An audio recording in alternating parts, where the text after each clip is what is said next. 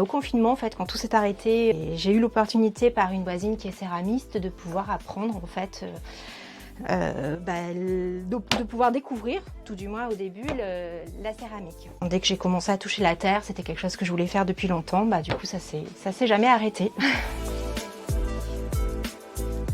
Il faut s'entraîner énormément. J'ai commencé à tourner il y a 2 ans uniquement.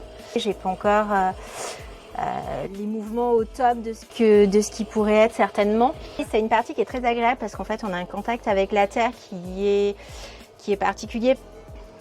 Et puis c'est la magie en fait de la terre, de voir comment on arrive à pouvoir la travailler.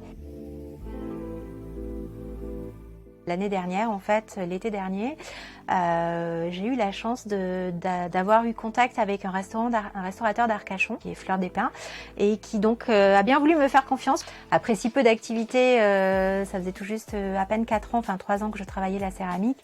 C'était un peu un rêve, et de ce rêve, en fait, en découlent d'autres partenariats qui commencent pour des restaurateurs, notamment sur le Tej, j'en ai eu un sur Bordeaux.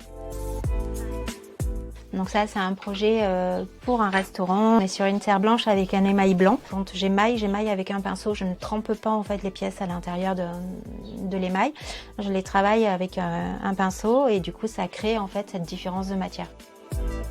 Et la signature en fait de toutes mes pièces, en fait, c'est une étoile, donc ma petite étoile qui m'apporte chance.